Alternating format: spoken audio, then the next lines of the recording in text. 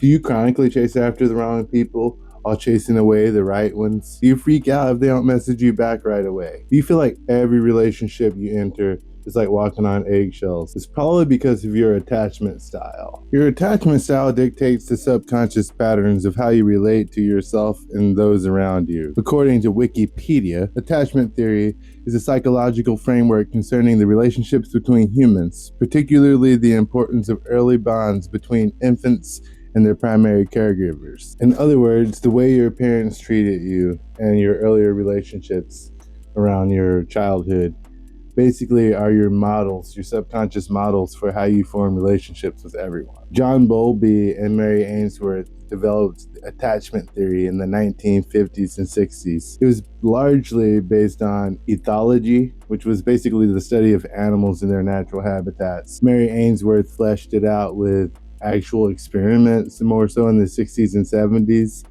It was made famous with the strange experiment, which I will talk about in a future video. Attachment theory has been the most important part of my healing. I've learned a lot of healing modalities. I've basically practiced every religion. I've done many spiritual practices and mental health practices. And out of all the frameworks I've learned, as far as healing and shadow work goes, attachment theory has been the absolute most important when it comes to healing how I show up in relationship.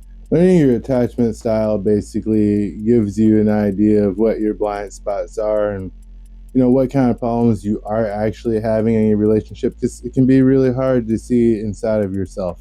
Attachment styles kind of give you an idea of what your patterns could be like based on what your patterns of relationships are and what you kind of see your natural tendencies are.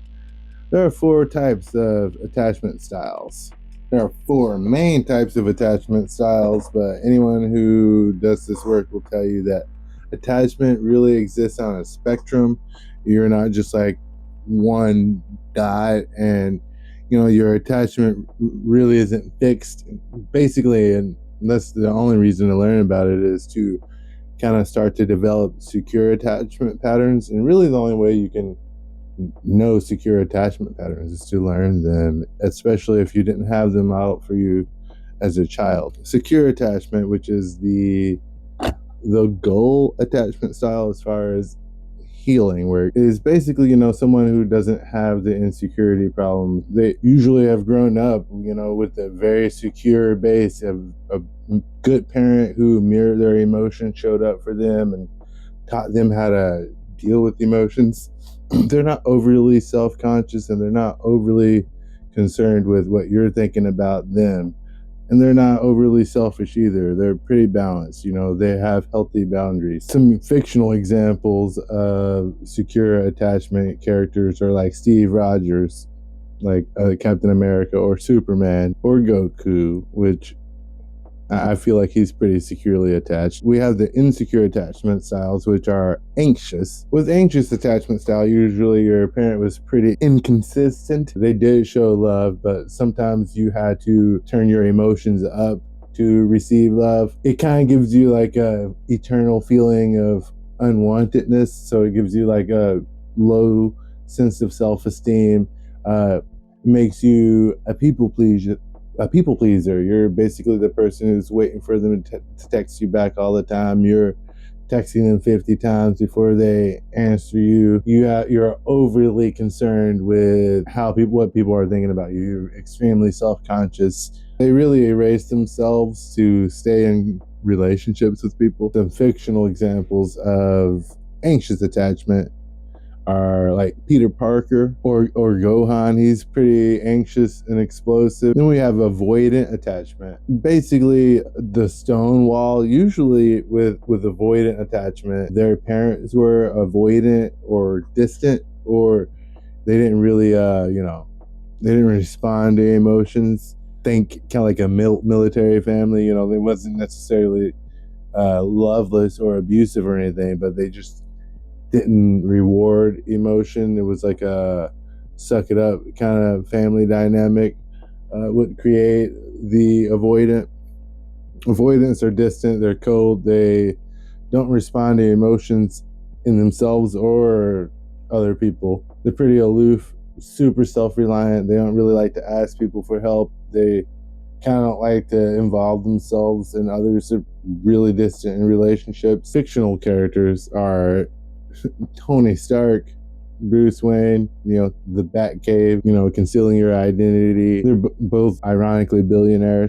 Piccolo, if you're into anime and Dragon Ball Z, they're disconnected from their emotions. Elsa, the idea of the Ice Queen is the idea of the avoidant. And the fourth and most chaotic attachment style, which is the attachment style I'm healing from, is disorganized. And the future, I'm posting these all at the same time. All these videos will be linked together. I will be doing a super deep dive into all these attachment styles, but this disorganized attachment style is the most chaotic and complicated one, and it's usually kind of comorbid with a lot of personality disorders like CPTSD, and it kind of comes from usually like abuse or neglect or abandonment. You kind of see this attachment style with orphans a lot. Yeah, they basically have no self-image whatsoever because they didn't have a secure attachment figure, or they didn't really have a attachment figure at all.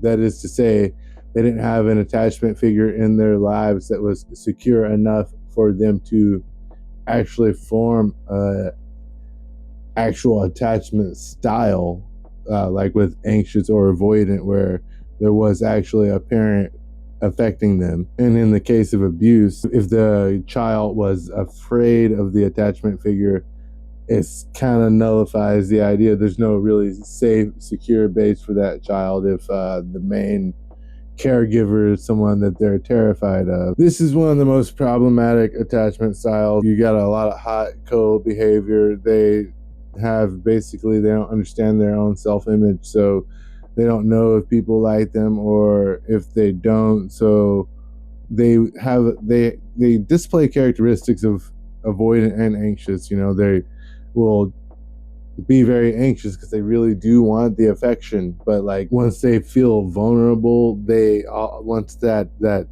self-image comes online, they feel that maybe everyone's like lying to them or faking it, or like, and so they'll switch on the avoidant pattern and kind of like withdraw to protect themselves. Some of the fictional characters that are disorganized are like Wanda Maximoff, the Scarlet Witch, and I'm putting very popular ones here: the Joker and Vegeta. When I think of disorganized, though, also I think of Jon Snow and Ramsay Snow. Both happen to be orphans, both happen to be kind of abused and have a wishy-washy sense of self. Yeah, I really think, you start to learn these attachment styles and learn where you fit into these. You start to become more aware of what you're doing wrong. It's not just a blind spot. It's like you don't know you're being dismissive of someone if that's just how you have always been. You just think that's normal. And it's especially difficult with a disorganized attachment style because I don't really have a opposite to. It's just I have to be very mindful of how I respond to emotions. And basically, like I said, I'm dedicating this whole page to offering tips and ideas on how to change these parts of yourself to basically, I believe attachment style kind of connects to everything. It connects to your self-image, and so like your ability to accomplish goals or to do well at work ultimately comes down to how you view yourself. And if you can't have relationships with anyone, that extends to, it's not just girlfriend and boyfriend kind of a deal. If you can't relate with people, you're gonna always be passed up for job opportunities. You're basically gonna have a horrible life if you don't fix these kinds of issues and learn what you're doing wrong. In the next 4 videos, they're kind of all connected non-sequentially. I will go over each of the attachment styles in a little bit of depth as my premiere videos. If you found this video to be helpful, like I said, attachment theory is really important, and I really appreciate you watching this video. If you would like to learn more, you can click, there should be like buttons all around me. Maybe you can't even look at my face right now. And yeah, the music's by me. This isn't a special song. It's but I hope you like the aesthetic. Um, all these videos should be pretty helpful. If you have a disorganized attachment style, that's gonna be the weirdest video. So the rest of them are kind of straightforward. But yeah, check them out. Let me know what you think. Like and subscribe.